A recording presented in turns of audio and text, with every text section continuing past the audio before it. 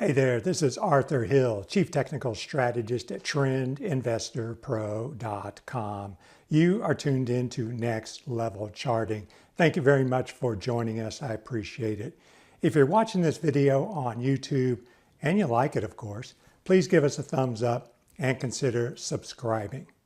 So today I want to look at some tech-related ETFs because we still got modest pullbacks, but we don't see that little breakout catalyst that we're looking for to end the pullback. And I'll show you what to look for. And then there are some signs of serious concern in the market because we got extended declines or downtrends in retail, housing, steel, and the industrials SPDR. So before we look at XLK and XLC, I just want to show you the weightings of the sectors in the S&P 500 SPDR and the S&P 500 by extension. I'm on the State Street Global Advisors SPDR website. This is the fund family for SPY. And so they're going to have the most recent data as far as holdings and weightings and all that is concerned. So there you can see the individual stocks, and we can see Apple, Microsoft, Amazon, Alphabet, Google, and Facebook are the top holdings. And Tesla is just below 2%. Tesla's been quite the performer lately. And then if we look at the individual sector allocations here, look at that. Information technology, 27.5%, and communication services, 11.3%.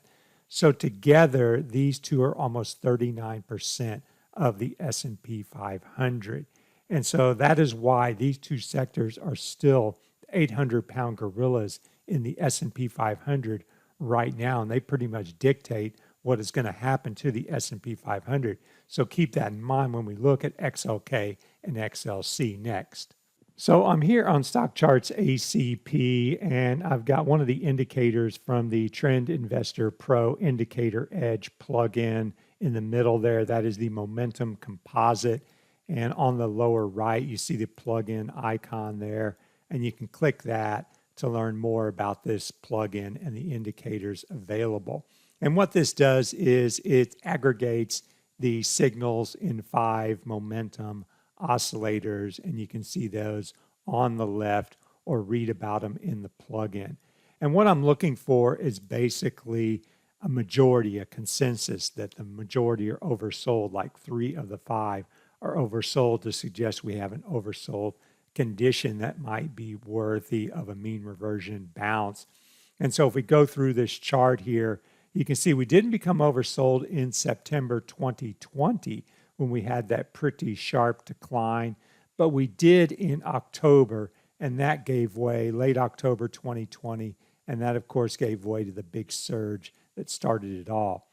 So we got to -3 here in early March a couple times and then bounced there on the price chart.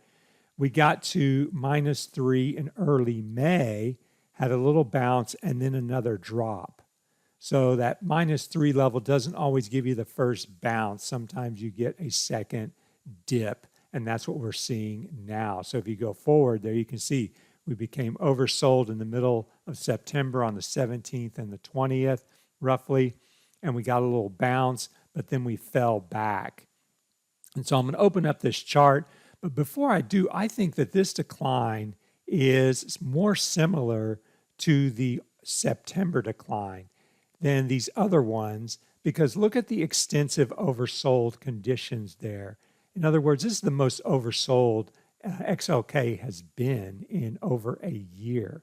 And those oversold conditions tell you that downside pressure was pretty strong in late September and into early October. Actually, it's just late September there.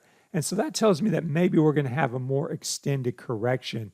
And if that happens, that's going to weigh on the broader market because of XLK's weighting. Now, as far as these triggers are concerned, you can see, I'm going to put the crosshairs back on. So here we're oversold. We got 2 -4 readings, and then we get a Stochh RSI pop. Now, traditionally, that's your little bullish tell that, hey, okay, we've turned the corner short term, and we're going to rally again. But this one failed with that move lower. Not all mean reversion bounces are going to work. Not all trading signals are going to work. And so we got oversold again, and now we're waiting for another momentum pop. And if you look here, you can see we've got 2 inside days brewing here, and that means we have a clear resistance level to watch. If we can make it above the high of the last 3 days, then that's going to be a short-term bullish breakout, and that could give way to a mean reversion bounce. So if we look at XLC here, I'm going to open up this chart a little bit so we can see that September 2020 decline. So here's the first decline on the price chart. And if you look at September 2020, it's kind of similar, it's pretty steep. And after that decline, we got a little bit of bounce and then a pullback into late October. And then there was the breakout surge. And overall, we had a lot of triangle formations take shape there in September and October, and there were clear triangle breakouts. So this decline looks similar in depth to that September 2020 decline on the price chart. So maybe we get a bounce and another test or a falling wedge. Now, as far as timing this first bounce, this oversold bounce, what I'm going to do is look at the oversold composite and Stochh RSI. So we got 3 days with -4, so we're oversold, and we got a little Stochh RSI pop, but we fell back, and we're getting more Stochh RSI pops here in the lower window above 0.80. When you go above 0.80, that shows a little momentum pop that can sometimes foreshadow a trend change. But if we look at the actual price action, we can see that there's a bit of a falling wedge taking shape on the price chart, and that wedge is still falling. So you can see Tuesday's high there, and we need to break above Tuesday's high to get out of that wedge and to actually reverse this decline here and get an oversold bounce going. Now, there are a number of tech-related ETFs with similar situations in that they've been kind of leading the market down since that early September high. So that is a bit of a concern, but if you look at the pullback, it's still relatively tame. I mean, you had these massive advances. This is IGV. So you have this massive advance, and now we get our first pullback here. And what I'm noticing is you can see this black candlestick, and then you got the 2 white candlesticks inside days. Well, if you look back at that May low, you had a long white candlestick and then 2 smaller black, like spinning top candlesticks, 2 inside days as well. And then you got the breakout. And, a little throwback after that first attempt, but then the gap, and the race was on. So with these 2 inside days, it's basically a harami. And if you get a breakout there, that is going to be bullish there for IGV. Now, as far as other ETFs are concerned, we got CIBR, which is the Cybersecurity ETF. And there you can see the 2 inside days as well. So we've got a harami working, and we need to get a breakout of that harami to reverse that slide. And if you look at May, there you can see the harami as well. If we look at the First Trust Internet ETF, we can see a similar thing. Whoops, got to get that symbol right. There we go. There you can see the 2 harami.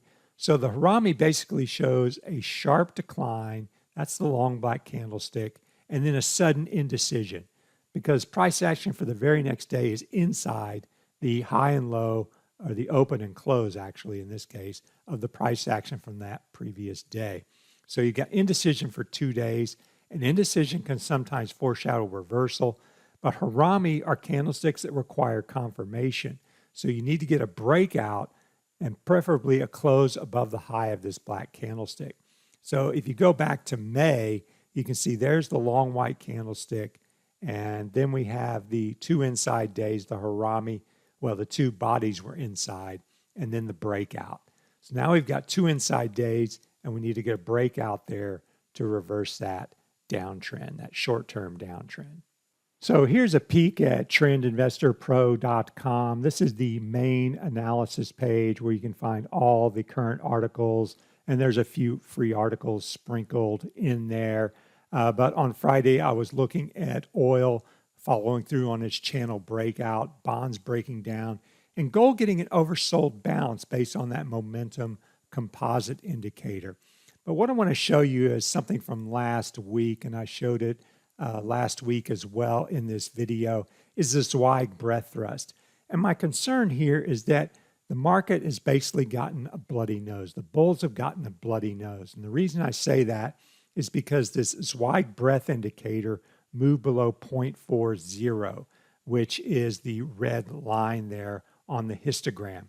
And the Zweig breadth indicator is advances divided by advances plus declines. So when you get a really low number of advances, it goes below 0.40.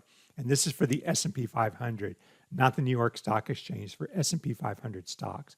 And so you can see the red arrows on the price chart show when you get that move below 0.40. And we can get a corrective process sometimes when we get these red arrows. And you can see we got a red arrow or a move below 0.40 in late February 2020. But what it does is it provides the setup for a bullish thrust. And so when you get that red arrow, you say, okay, I'm not going to take any new positions. I'm just going to wait until I get a bullish breadth thrust. And that's the green arrow when you get a move above 0.615. And that's when those bars on the histogram turn green. And so we got one of those in late May 2020. Took a while, but it was still timely. And now you can see we got that move below 0.40 in mid-September, and we have yet to counter that with a surge above 0.615, which is what I'll be looking for in the coming weeks to suggest that the correction has ended. So check out trendinvestorpro.com if you want to know more about this and our other trend following strategies. So even though the pullback in those technology-related ETFs still looks relatively tame, so to speak, if you look at some of the price action for some other key groups, it's not very encouraging for the broader market. Now, this is the equal weight consumer discretionary SPDR RCD. And so it takes out that Amazon and Tesla effect that you have in XLY. So you can see it peaked way back here in May, didn't exceed the May high here in August, September. And if we look at these two trend indicators that are part of that Trend Investor Pro indicator edge plugin, they're still green, they're still bullish. But if I look within this ETF, if you look at XRT, the retail SPDR, it peaked back here in June, and it is breaking down. And you can see those two trend indicators turned red. So it's got a downtrend. Retail. Housing, we look at ITB. It peaked way back here in May, a lower high in August, September there. And look at that decline in September. And you can see those two trend indicators turning down. So I think that's a negative for the market. And then we look at steel. You know, steel's the backbone of the infrastructure economy. It's part of China as well, the China story. SLX peaked back here back in May as well. Slightly lower high there in August. And the trend indicators are down. And one more would be XLI Industrials is bearish because those trend indicators turned down. So these are the worrying parts of the market. And if technology continues its correction, we could see a deeper correction to the 200-day for the S&P 500. So if you'd like to know more about trendinvestorpro.com, you can click on the link below in the description. Again, if you like this video, please give us a thumbs up and consider subscribing to StockCharts. Thanks again for tuning in. Have a great day, and I'll talk to you again next week. Hey guys, Dave Keller here with StockCharts.com. Thanks so much for watching our video. If you enjoyed it, and we hope you did, hit the like button right below. Also, we have so much new content every day. Consider subscribing to the channel. Just hit the subscribe button in the video or right below. Thanks for watching. Stay safe. Have a fantastic day.